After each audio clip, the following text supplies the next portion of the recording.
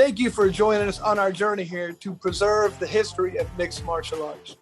When I wanted to take on this project, I needed help. I brought in one of my favorite matchmakers, Miguel, and the MMA detective, Mike Davis. So to do this, we've been able to preserve history. Welcome and enjoy. Fantastic episode, Lights Out podcast. Everybody, usual suspects are here. We got Miguel, we got Mike, and we're going to have a special guest today. We're going to have the one and only Bas Rutten. Now, if you don't know who he is, get out. You're not allowed to listen to talk to us anymore. But man, you he was try to like and subscribe anyway. But yeah, like and subscribe and watch it. Learn about it. Great. He was a UFC champ. He was a Pancrase champ. Just a phenomenal fighter. One of the most gifted guys I think we've ever had. If you watch my previous, we talk about Hall of Fame, he was one of the Lights Out Hall of Fame because I only put real people in there who were just the best in the world at the time. So we're going to go over a lot of stuff. We're going to talk to him about his days in Pancrase, where he lived in a fight like this, his UFC days, some wild stories. Well, I can't be more excited. What about you guys? Well, here, Chris, this is like, to recap. I think we got real nerdy on this interview. We went real Star Wars-y with a lot of our stuff. Like, I think probably 90% of the MMA community might get lost a little bit, but it's real interesting things. But I think his revelations about Mark Kerr are, I think it's going to get us some views. Well, I mean, the bottom line is Bas been around the world with this game. You know, he's one of the first true superstars of MMA. So, of course, he's a cartoon character. I'm so happy to connect with him again and interview with him. And since we're interviewing the thing, it's like I never, I haven't seen him in 20 years. It's like he looks the same. He's still like completely affable and has his wits about him and stuff. He's still a true superstar. So I'm really excited. What we forgot to do, Chris, what's the name of the documentary that he came on to plug? Oh, yeah. Okay. Yeah. we were the Pancrase, a hybrid history. So, Bas is a big part of what we're doing there with that. We're trying to revitalize some information and some knowledge about Pancrase because, like we keep saying, I've said this in other things we've done, was Pancrase was doing mixed martial arts before people knew what that was. I mean, when the UFC first came out, it was just karate versus boxing versus sumo wrestling. Who knows any discipline of martial arts? But Pancrase was already a mixture of them. So that's why, like, so many Pancrase fighters became UFC champ and did so well right away because they're like, we've already been doing this. Like, you guys are 5 steps behind us. And it wasn't for years until the UFC actually developed two mixed martial arts. However, it was already being done. People didn't realize at the time. So, Bas is kind of helping us go back with a hybrid history, Pancrase, a hybrid history, and learn that this was actually like the parents, you could say, to the UFC. This was true, or the parents, you could say, to mixed martial arts. It was the first time it was really done, in my opinion. Yeah, and that's cool. There's some talk of, Pancrase coming to the States with some forms of it. We actually got to talk to Bas about the old rules they used to compete with the open hands. Gotten a lot of nuances there with him on that. And, talked about the potential for that type of rule, maybe to make a return here in terms of, there's room for it, audience and stuff. Yeah. And, if you look at it from a technical standpoint, it may be ready for it. So Pancrase, there's a lot to talk about there, but we're going to cut off here and go right to the Bas Rutten interview. Okay, back here at the Lights Out podcast, we are very fortunate today to have a legend of the sport. I think you guys notice if you look into my Hall of Fame that we have our own Hall of Fame. Bas was one of my people just because what he's done is just amazing to me. I've never seen a guy win their last 22 in a row. That's phenomenal. I think once this guy really figured out how to fight, he was unstoppable. So the one and only Bas Rutten, how you doing, bud? Good to have you on. Freaking awesome, Chris. And I'll see you twice in 2 weeks. Within 2 weeks. It's amazing. Hey, and I'm going to see you like next week too. Hey, again, yeah, it's going to be fun. I'm leaving Friday. Okay, cool. Right on. Yeah. So, well, cool. I got a ton of questions for you. So the people here, we're trying to get, the fight nerds who want to see all about the backstories of everything. looking at your record, you started off, you were a striker, correct? Coming in from Holland, great striker, going over to Japan. And most of your professional fights were against nothing but high level competition.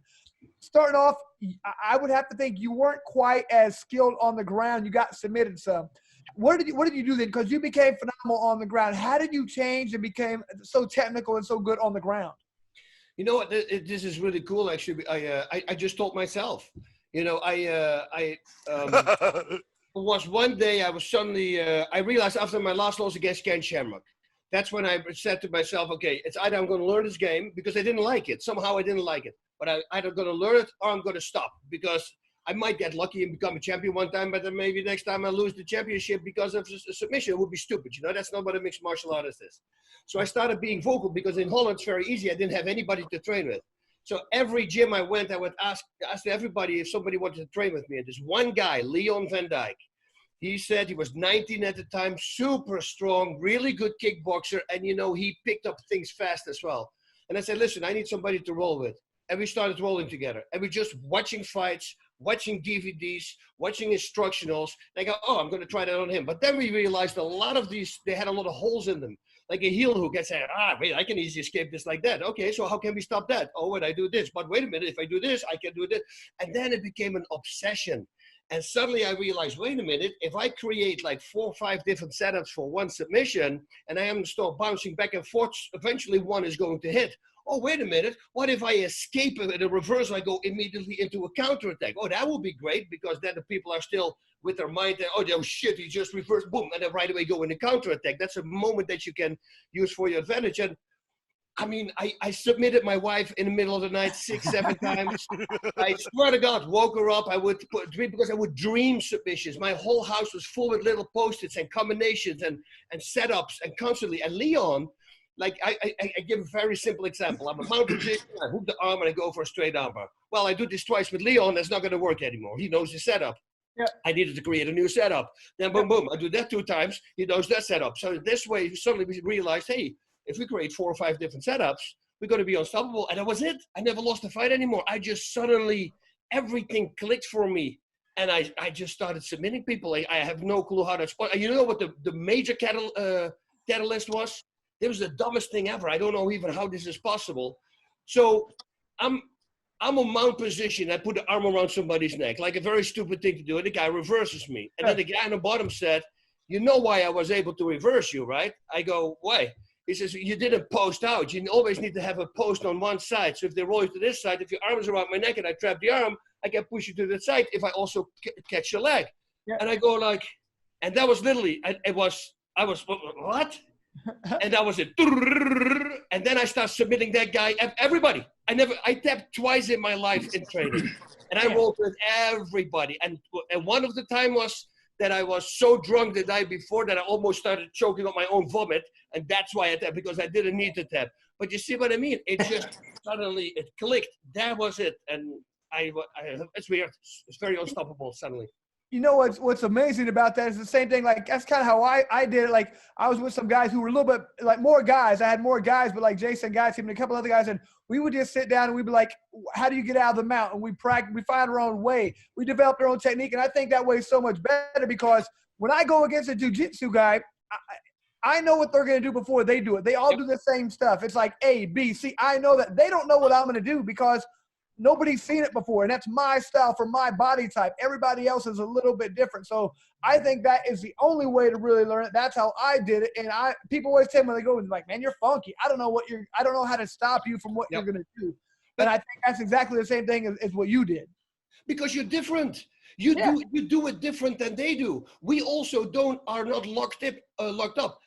This is my position always, a chicken wing, right? A reverse figure 4. If you do it like this, everybody escapes. But every textbook will tell you to do it like this, 90-degree angle. They don't say put the hand of the back on their back, because if you do that, they cannot go out. Now, I didn't have to pay homage to a teacher. I said, no, that doesn't work. I'll do it like this. You see, and because we were able to break those things, that yeah, you become better. Of course you become better. Like you said, when the jiu-jitsu guy went for a mount position, they roll aside, they step over. That's the moment I'm waiting for. I'm just pushing them to the right at the moment they do that. I mean, come on, dude. It is so easy because they all did the same. And they took also the slow motion from the jiu-jitsu out. Like jiu-jitsu without a gi, it was not a lot of jiu-jitsu without a gi at those times. It was more with the gi. And I heard a trainer say that all his students had to train with the gi for MMA. I go, that's the dumbest thing there is, because you're not supposed to go to fight with the gi. You see, that slowed everything down as well. Also, figure four setups, reverse figure fours. Nobody has a thumb around. Yeah. Everybody does this. It's because jiu-jitsu can hold the sleeve. All right, so Bas, with open hand strikes and Pancrase, I saw a bunch of your fights. I've never seen you like poke an opponent in the eye, with your fingers. But it's pretty commonplace in the UFC, even though it's closed fist. What's your opinion on that? They do it on purpose. I mean, if we're in Pancrase fight with open hands and we don't stab each other in the eyes, that's all the proof, right? Yeah. I don't remember one fight getting stopped because they got poked in the eyes. Not one. And if I see a guy doing this constantly with the fingers in front of somebody's face, you're doing that on purpose. I'm sorry, you do. And especially if the guy's a really good fighter who's completely in control, he should know that that is not a good thing to do. So, yeah, I think many times that's on purpose. Why would you do it? Why else would you do it? Yeah. All right. So, I mean, you were obviously from the hotbed of kickboxing, the world's hotbed of kickboxing, but you also talk about how you'd had to like really search for training partners. Did you ever spar with Ernesto Hoost or Deckers or any of the semi-show? No. Peter Ertz was a very close friend of mine. We know each other since he was 14. So I sparred a lot with him. For Shakariki, I sparred a lot. I trained at Robin Decker's gym, Meng Ho. So yes, of course, I spar with these guys as well, and everybody there. They're great animals there. Yeah, no, it was good. But this is the thing. Like when you see me Thai boxing in Holland, yes, I won a lot of by knockout. I slaughtered everybody, but I was not fighting A-class fighters, right? And I was just destroying people. There was, I was very technical. Somebody would hit me, and then it's like, okay, you're knocked out because I'm just going to do anything in my power. And thankfully for me, I had that power that I could do that. But if I would face a really tough guy and I had to go 5 more rounds, that could be a trouble for me. So somehow, when I went to Japan, the very first fight, that's where I was completely different. I could not believe it when I saw myself after the fight. Like every fight you see me Thai boxing, when I hit somebody, it's like, every grip my face are animal. Like an animal. In Japan, it was dung, dung, dung. I was block a punch. There was no emotion whatsoever. It was almost like I was completely in a different zone.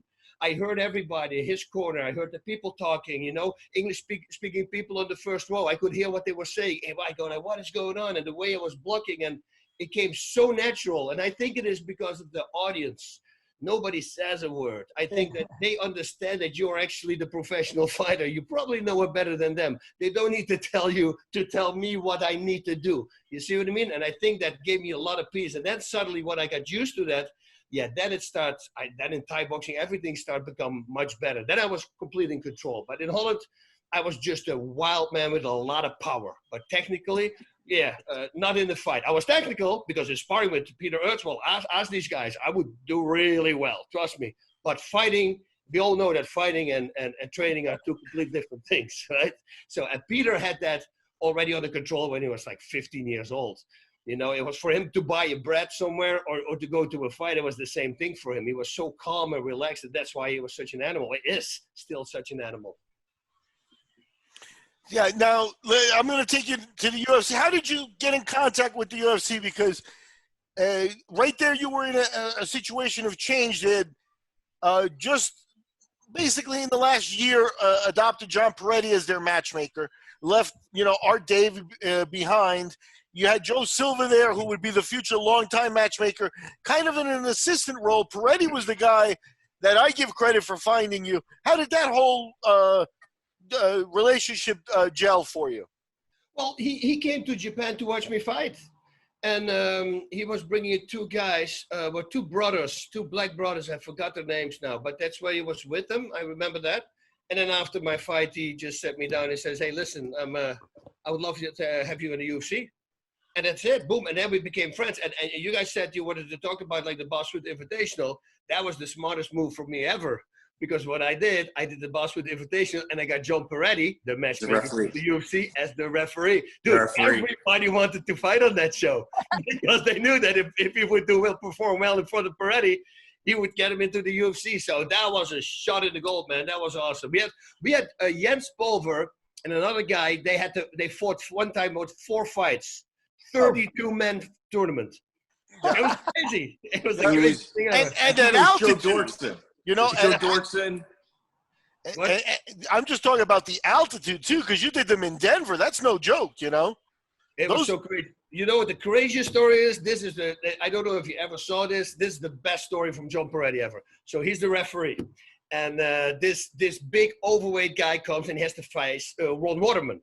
So John Perretti walks over to Ron Waterman and he says, "Listen, you're going to demolish this guy. I don't want this guy to be hurt. Why don't you do me a favor? Take him down, hit him with a few shots, and then before you're going to hit him real hard, I want to stop the fight because I don't want you to hurt the guy. The guy's just not good." So Ron Waterman does that. He shoots in, whoop, takes him down, sits on top, hits him a few times, and Perretti pulls him off.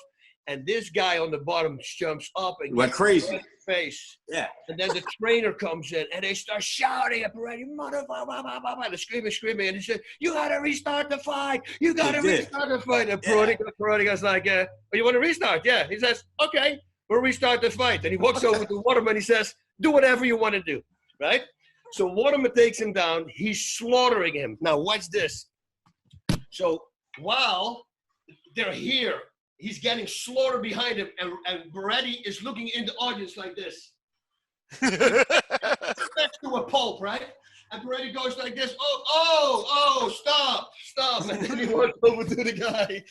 And then he walked over to the trainer, and he looked at the trainer in the eyes and said, "You did that. That's your fault, what you just did." That was the craziest thing ever. Yeah, no, John, definitely. I look back at it, and the guy was a genius. He was way ahead of his time. I remember one of the things that he mentioned, that he said about you when he was bringing you to the UFC was that you had basically like photographic muscles or something. That I forget the exact term it was, but you reminded me of it with your ability to catch on to submissions. Even with Thai boxing or Taekwondo, where you started, you would really only have to practice a kick once, and then you kind of had it perfect. That was kind of the idea of your athleticism. Is that accurate, or is that because you're gifted? I mean, that's a cool thing. He recognized that early on, right away. I bought my first degree karate black belt katas by learning from a book, pictures, watching at pictures, and I did a perfect a number 5 score, which is the highest score you can get. I never in karate or in Taekwondo, I never had a 4 or 4.5. I only had 5s. That thing what came from how I get my 5th degree in Kyokushin, that was a gift from John Blooming, who unfortunately passed away. He was the highest gaijin, so to say, next to Mazoyama, who started Kyokushin karate. And we were literally walking on the street in Japan. This is before a Pancrase show, and we hear hybrid wrestling, Pancrase, and we look at this giant screen, like a building is the whole screen. We're talking about 94, you know, and we go like, "What? We've never seen anything like it." And the first thing we see is me knocking down the guy for my first opponent. And we go, "Whoa, this is awesome." And there's this moment that some fighter is sitting in half guard, and he goes for an inverted heel hook, and he falls back, and he wins the fight. And I'm standing there, and I look at John Bloom, and I go, "Dude, that looked cool. I got to remember that," you know? The next day, I'm in that position, but because I never did it before, I had no clue the amount of pressure. I broke his shin bone in half. But that's when Ron Blooming gave me a gift as a 5th degree. He said, "Dude, you saw that move yesterday on the big screen, and today you win a fight with it." One day later, he said, "I've never seen anything like it." So yeah, that was kind of cool. So now Perretti goes to Japan. He's looking for you now. What were his plans? Because there's a lot of things that he could have done with you. Obviously, you came in, you fought Kosaka. That's a smart move because, you know, the Japanese opponent that brings back your history and stuff like that, and it gets your feet wet. And then, obviously, the Randleman fight. I saw both those fights live. I don't know if you remember me hanging around back those days, but I was at both of those fights. And, you know, you deserve a lot of credit for that stuff. But what were and then you hurt your neck. What were the plans afterwards? Because you had Frank there, but Frank was sometimes hard to negotiate. Then Maurice Smith was there, which is an interesting fight. You've got and Pedro Rizzo. You had Mike wanted, but I know he was a friend of yours. But And then to me, Randy Couture against Bas Rutten, that would have been. Where was Perretti going? What did you hear? What did he have in plans for you?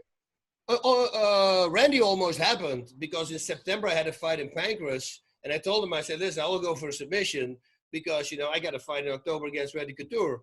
But then I found out they said, oh, we give you an opponent that is just a new guy and don't worry about too much. I said, because dude, I've never asked for an opponent ever, but I have a fight in the UFC next month. And then I found out, Guy Metzger tells me the day before the fight that this guy, they trained this guy for like God knows how long. They actually made a whole comic. I have the comic about it in the gym. And because after I knock out Funaki, they start training him to get revenge on me.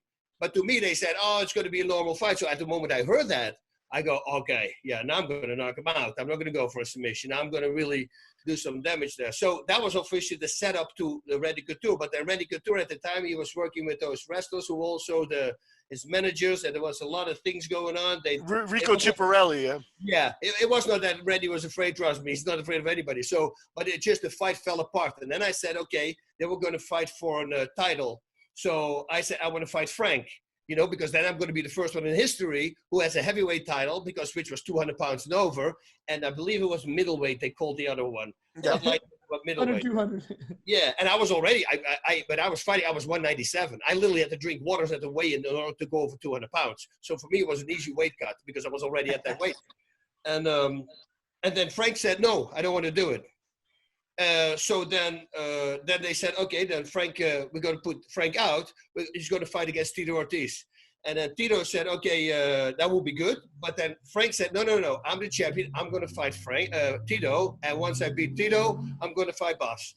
And then so he beats Tito, but then after that he retired. Maybe also injuries he had at the time. I don't know what it was, but I would have really wanted that because my injuries were already very bad at the time.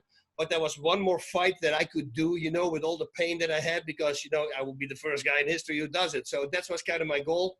But unfortunately, it fell apart. Okay. Now, you've also had some pretty amazing students come from you. Duane Ludwig one. Also, another one is Shawn Tompkins. I had the pleasure of hanging out with Shawn about a dozen times. And whenever, he would introduce himself, it was, I am Bas Rutten's #1 student.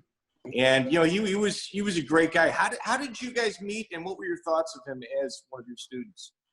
Well, I met him in Canada when I was for a show in Edmonton. Mark Pavlovsky. Okay. We did a show for them, and I did a seminar there. And he came to the seminar together with Benji Radek. I mean, Brett Blackburn. I mean, all these guys just from the beginning when they're before the UFC. Those are Matt Hume guys. Yeah, a bunch of young guys. We're all young. And they came to the seminar. And then after the seminar,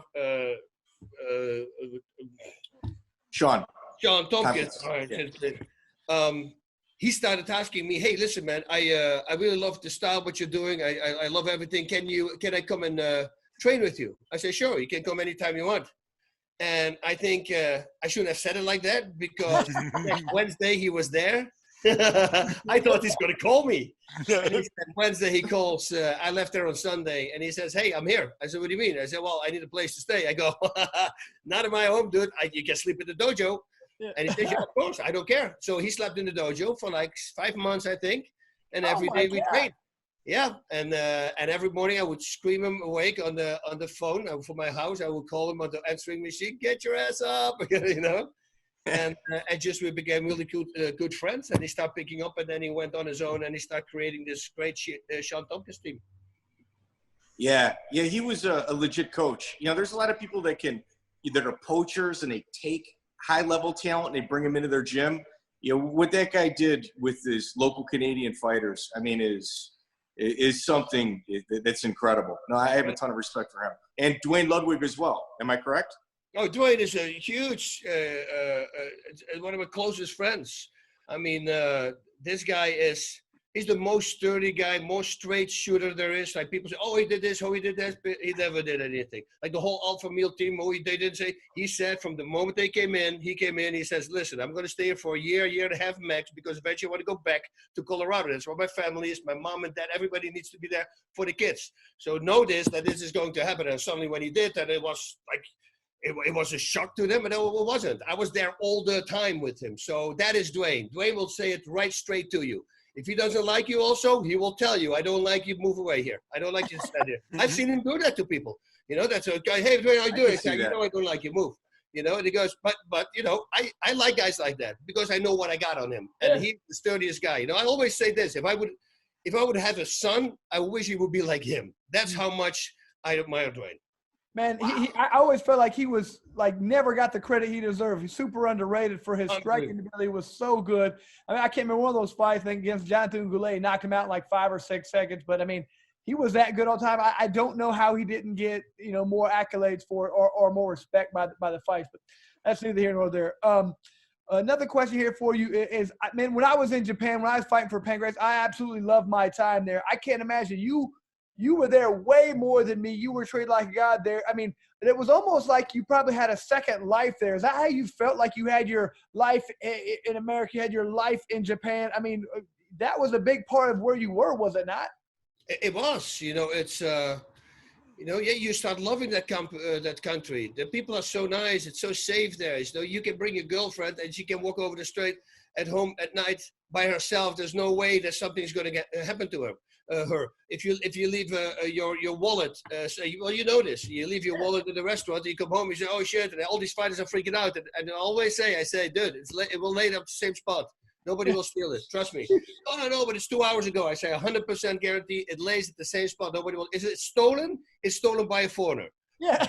By a Japanese person. And that's what I like about Japan, you know. And also I like it, the people not, you know, they respect you for who you are. They don't need to tell you, do this, do that, you know. They all here, they believe. You know, the weirdest thing is, though, in Japan, we had Aerosmith in the same hotel as us.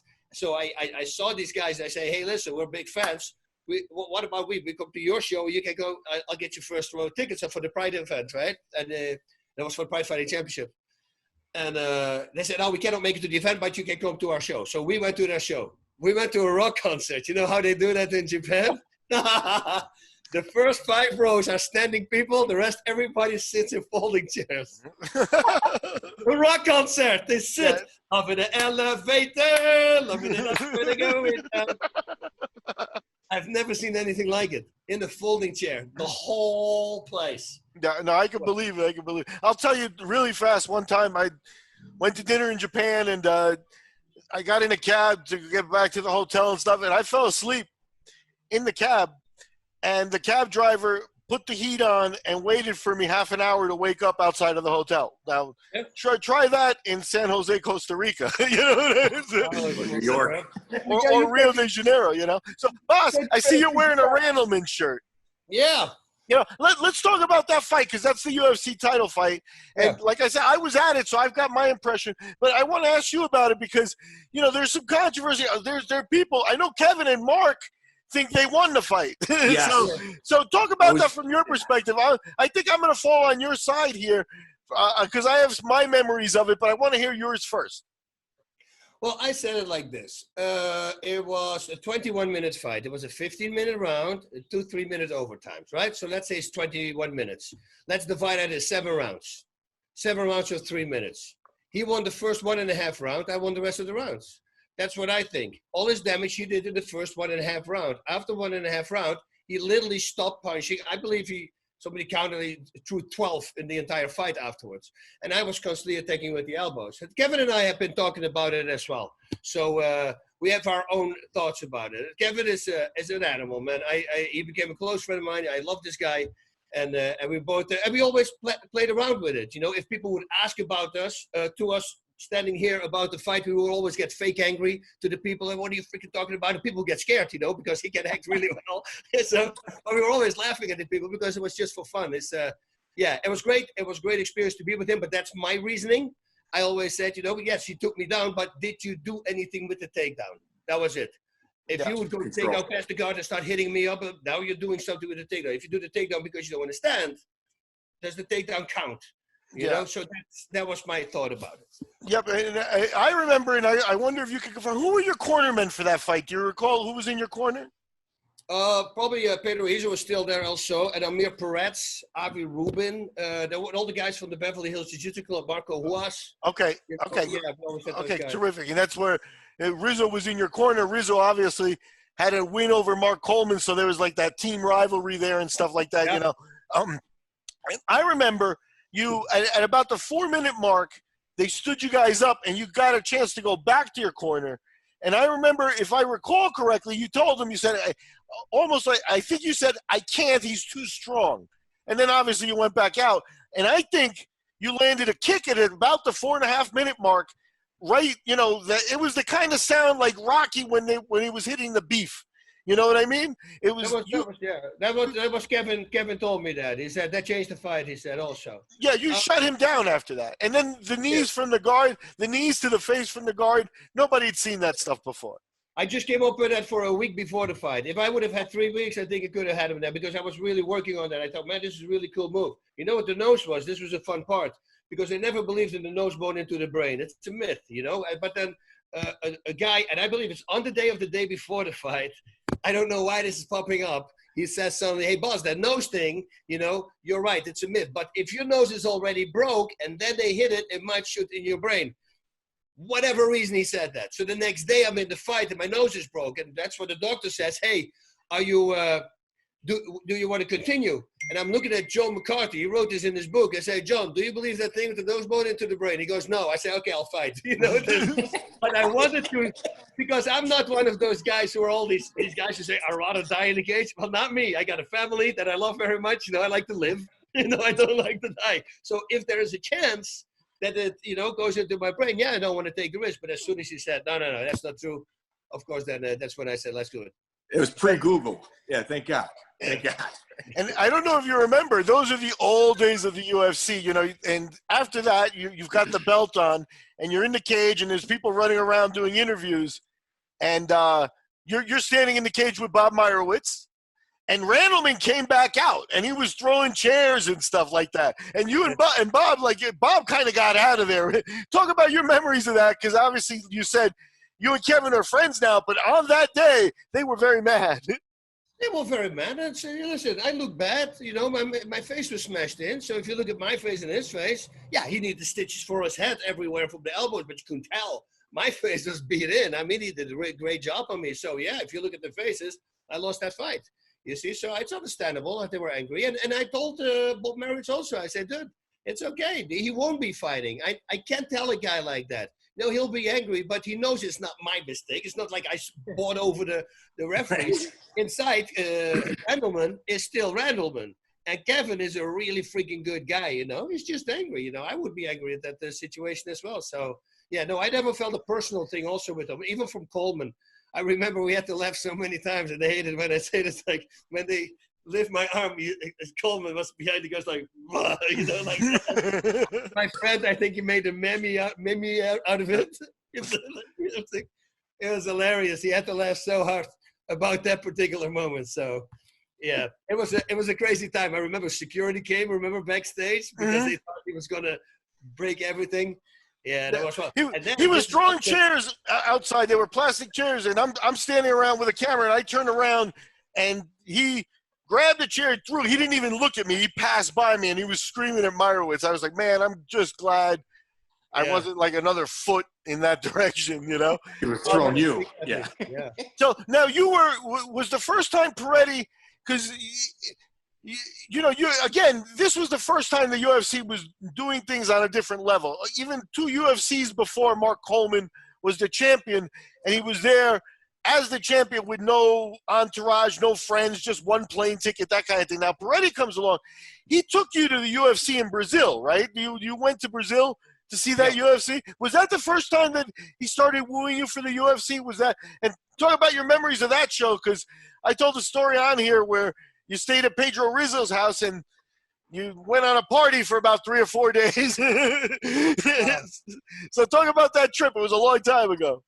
It was a long time ago. It was when he fought Tank Abbott, you know. So, and of course, I was his training partner as well. So we went over there to the UFC. Yeah, that was a crazy trip because I went to City of God. You know, I mean, that is the place you shouldn't go. But you know, of course, if you tell me I cannot go there, where do you think I want to go? You know, so I went over there and I had a great connection with all these people. Everything was great. I had a Hell's Angel with me, a buddy of mine, Frank from Holland, who was living there, and he was crazy. And we were all crazy, but he was a special level crazy. And I remember we were like 4 or 5 in the morning. And I said, okay, I got reals, whenever they called the money there. I go, I got so much more. I said, what do you do? You want a cap or take one more beer? And he goes, so we'll look at, okay, let's one more beer. Then we'll figure out how we get home. So we get to drink one more beer. We go outside. And now me, the idiot, because I want to be nice up front, I walk to a cab driver. And I said, hey, listen, could you drive me home? The only thing is once I arrive, you know, my friend will stay in the car. I run up to get some money. And I think he misunderstood me. And I thought that I wanted to rob him or something. But something happened, and suddenly everybody started screaming. All these cab drivers start circling us, and it got very scary. Knives got pulled, and I go, holy crap, what is going on? I go, dude, there's nothing going on. We're just telling you, you know.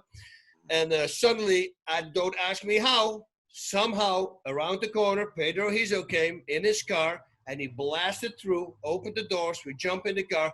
How he knew I was there, I don't know, because I didn't tell anybody where I was. But apparently he figured, you know, let's go to the worst place possible. That's probably where Bas is going to be. And voila, that's where I was. It was great. I remember rats walking through. I remember going to the restroom, and one of the waiters, the male waiters, came, and he was staring at my penis the whole time. And his head went very softly.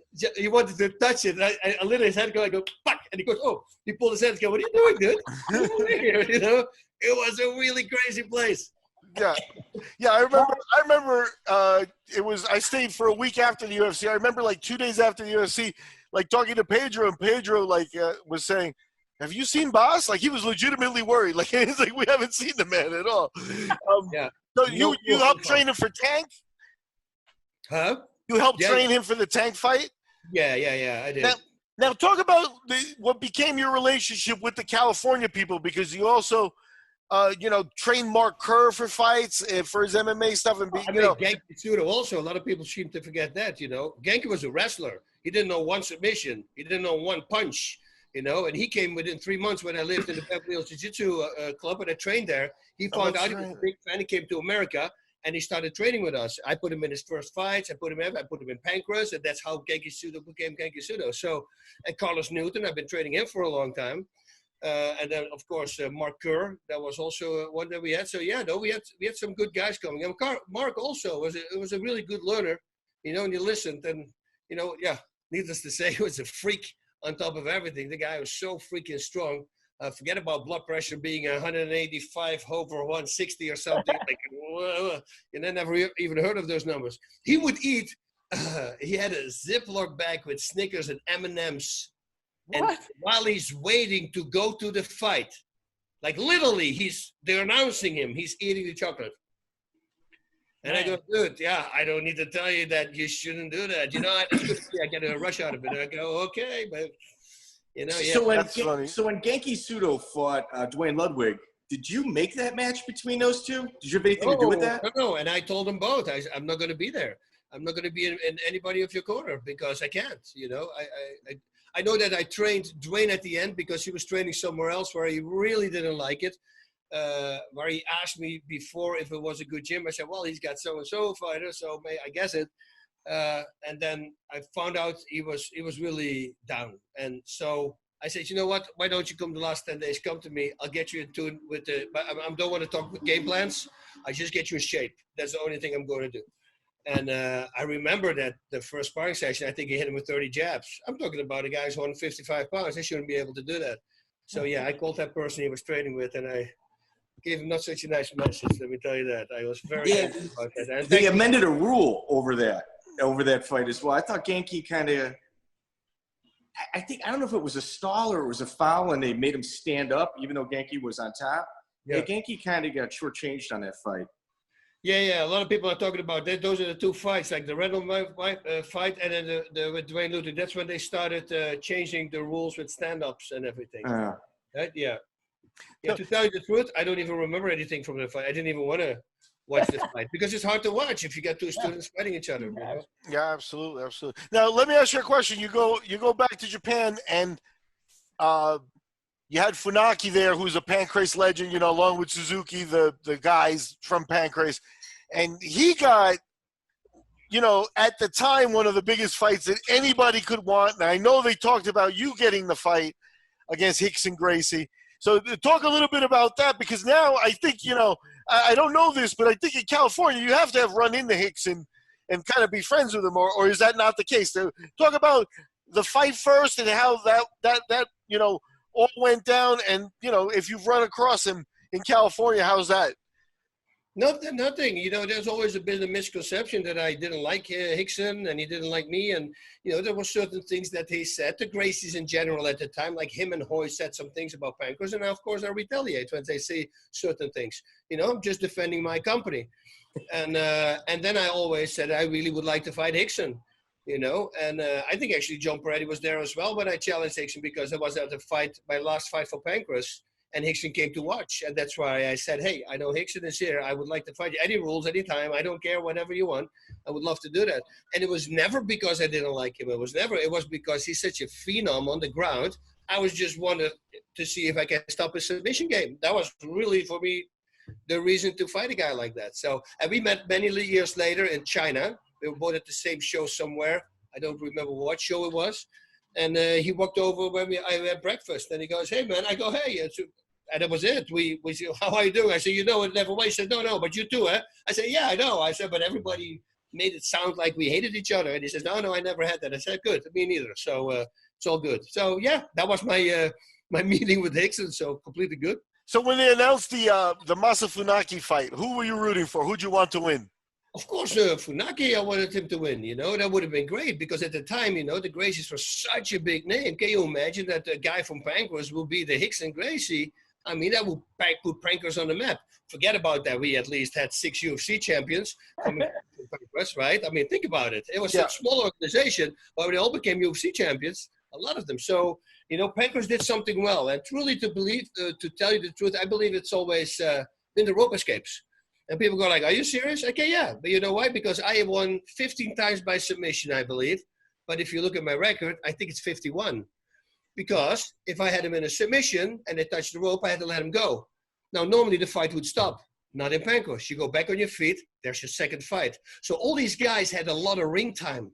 Because, first of all, if you want to submit him and you want to make sure he doesn't grab the rope, well, you're going to have to drag him. Now you got strategies come. You got to drag him to the center of the ring. Problem is there, if you miss an attempt and he's going to be on top, now you are not close to the UFC. So it's a different strategy fighting.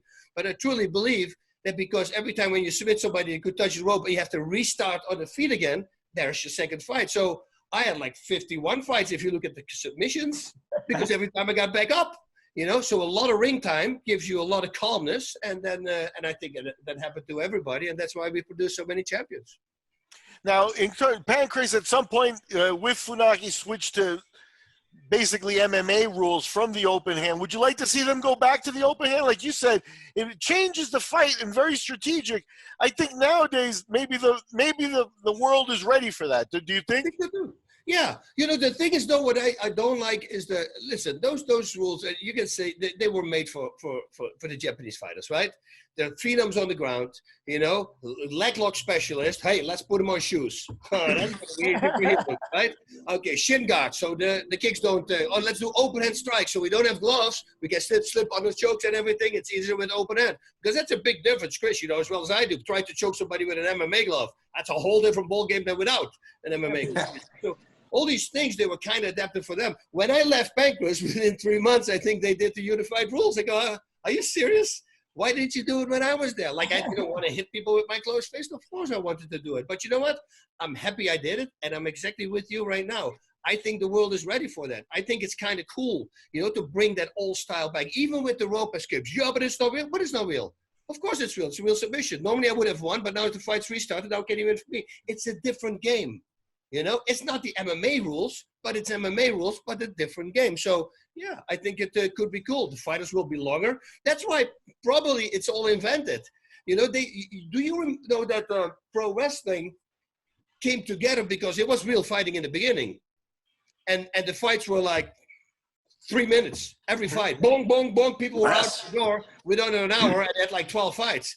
And they go like, dude, this is not good. We're not going to keep people if they don't see anything. Oh, we got to come up with something. And then they start making, hey, what else? If you lose there, we go to you. And they start making the matches, so to say. And that's when suddenly pro wrestling became big. Now, Pancrase was kind of like pro wrestling. Oh, it was real. Sure, all these guys who all their losses were fake, but all the wins were real. I get, come on, dude, like, be honest here. You know, I mean, once you start saying that to me, I do. So all your wins were real, but then the fakes, there were suddenly losses. Nobody asked me. I put me on a lie detector test. I asked Frank Sherman, Guy Metzger, every single person, did they ever ask you to lose? None of them said yes. And then, of course, you have guys like, yeah, but you don't know that the guy will probably be instructed to lose you, to lose. Like Funaki against me. Yeah, he let you win for the title. I go, really? I go, okay. When did he decide that? I go, what do you mean? I don't know if you saw him heel hooking me. I don't know if you saw when my foot, my heel, was here on the other side in his neck. Like reversed. That I'm looking at my own leg and I go, I have no clue, but I'm not feeling it. I might as well keep on fighting. When did he decide it? Because that was a very dangerous moment. I could have lost the fight there. You see what I mean? It's people, once they start with the conspiracy theories, sure. And then they say, yeah, but the Japanese guys, when they're on the ground, they're rolling. So, do you know how Japanese roll, those guys? That's what they do. That's how their rolling is. Like when Sakuraba came here, I cleaned him up. And I go like, that's Sakuraba? And then somebody told me, no, that's not how you roll it. He gives you the arm. And you have to take it, and then you let him escape. And so there's a flow going on. I go, oh, okay. And then I start doing that as well. So if these guys are training among each other all the time like that, yeah, it's going to look very fluid. Of course it's going to look very fluid. You see what I mean? That's the way they train. Who's the guy you fought the most over in Pancrase, of the old guys? DeLucia, I fought him 3 times. I think he's the only guy I fought 3 times, I think. Okay. Chris fought DeLucia. Yeah. So, it was a good start. He was ranked pretty high. But so Bas, when you were over in Japan, you're kind of a legendary partier over there. I mean, you got a lot of great partying stories from going out to Roppongi and everything. Can you think of any that stand out right away that you can think? Do you care to share with us? I mean, I'm sure there's probably some you don't want to share, but anything you can think of that would give some people a good. Like a lot of people have never been to Roppongi. Every time we ever fought there, afterwards people go, "We're going to Roppongi." You go out there and the subway quits. You're there all night. Just a lot of fun. You got any good stories you can share with us? Oh, we got a bunch of stories. Oh man. I don't know. I think I was these fake 3 Navy SEALs I had a fight against. They stopped pushing all these little Japanese people on the side, and I told the fighters there was in Motown, the bar Motown. Yeah. And they came storming, and I saw people flying left and right. And I look at the guys, and so check this out. And the only thing I did was standing in their way, just like acting like as sure enough, of course, they pushed me really hard. Say, come on, guys, you can do this. We want to go. And they had SEALs to do it, but we're not SEALs. Listen, I trained the SEALs. These guys were not SEALs, completely fake. And SEALs would never do that. And then I remember Guy came over, and Guy told the guy, he says, listen, we're all professional fighters. I don't give a shit. He said, no, just hear me out. He says, and from all of us, I think you picked the worst one, so don't go with the guy. Oh, you want to go outside? The guy started to me. I said, no, what? I go outside with all 3 of you. And he goes, look at me. I said, all 3. Why don't I fight you all 3? So I went outside. I decked the first 2 really fast, and then the third one, he attacked me, and then I put him in an armbar first, because now it was requests, right? The armbar. So I go to armbar. And the guy's screaming. I say, you let it go now? And he said, yeah. So I let go of the armbar. He jumps on me again. So I roll him into a knee bar. And I'm almost hyperextending, but I figured, I'm not going to get drunk. I'm not going to really hurt him. So he's screaming. I say, do you let it go? Do you let it go? And he said, I don't want anything more. So I let him go, and then he jumped on me again. And then everybody goes like, just choke him out, Bas. So I choked him out. And then I believe we pulled his pants down, And thankfully there was no cameras yet, because otherwise it would have been a nice little moment on Facebook. But there was another guy that was there also that was constantly starring against Guy. And it was one of those flashy black guys in the smooth satin clothes. And he was like flicking like kicks in the air the whole time. And guys look at this challenging guy, and I go, Guy, I just get rid of him. Guy say, yeah, what do? I said, I don't know, just get rid of him, And the guy's flicking kicks. And he said, yeah, but I don't want to hurt him. I go, just choke him out, And the guy shoots in, whoop, takes him down, chokes him out. And off we went to get some beers. Some people, they live in a whole different world. They truly believe. It's like when I go to Shaquille O'Neal, right? And I say, hey, I'm going to shoot hoops with him. Who do you think is going to win? And they all start laughing, because I will never win. I said, well, that's about the same as you want to fight me. Because we've been doing that our whole lives. Why do you think that you can win this? Sure, there can be a lucky punch, but not a sucker punch. It's going to be very hard to fight any pro. Try to fight the girls that we have right now in MMA. They slaughter you. I mean, a regular guy on the street have no chance against these ladies. So Bas, crazy. The one question that we always ask the old school guys, if Mark Kerr and Mark Coleman ever met in a fight, Pride, who do you think would have won? Yeah, it depends. I got to say it like this. If we see the Mark Coleman that showed up in 2000 training with Pat Miletich and became rejuvenated, that was a very dangerous Mark Coleman. That's when Pat really put the screws on him, and I think that was a very smart thing from Coleman to do, to go to Pat Miletich, because he put the ringer on him and he trained him really hard. He was in great shape, and that's why he won the whole freaking tournament. But in the beginning, man, I mean, when Kerr just came to Pride, I mean, he was just a phenom also. I don't know, stamina-wise, I would say that's why normally I would have said Kerr, because stamina was this one big thing with me. I put Kerr on the scale, and I said, let's say you're 230 pounds. If you get 231, I stop training you. And he goes, why? I said, because you cannot gain weight with my training. We don't do weights. We don't do anything. You can only lose weight. So if you gain weight, I'm knowing you're using something, and then this whole thing is going to be over.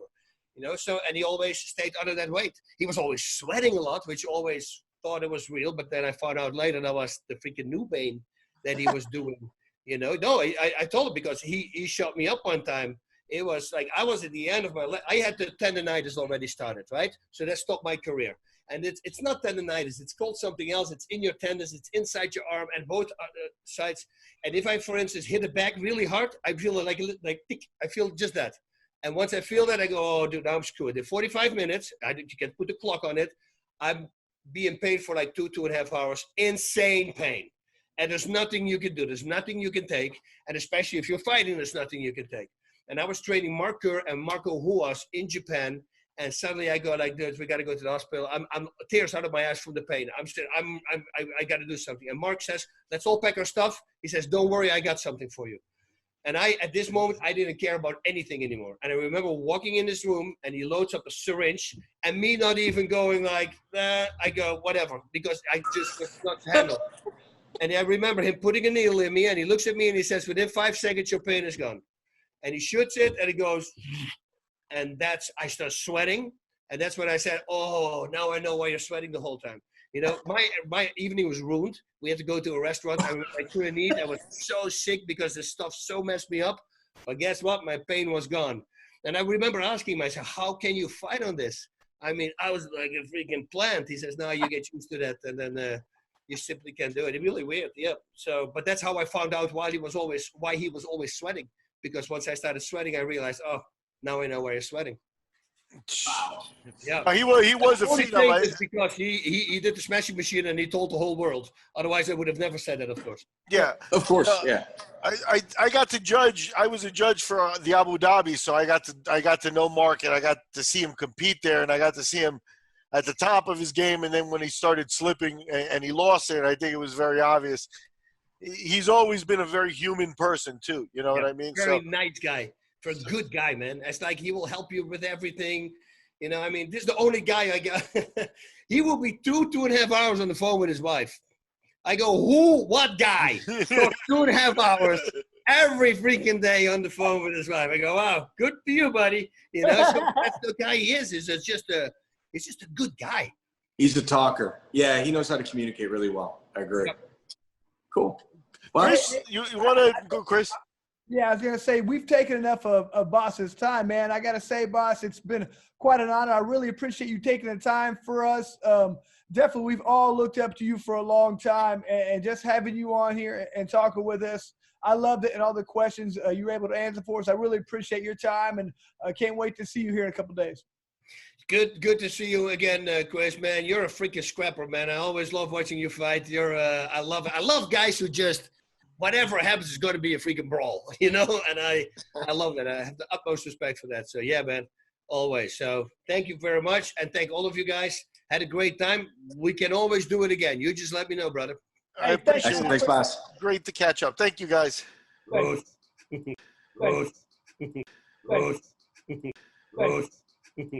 Check out the full interview on iTunes, Spotify, and all major podcast platforms.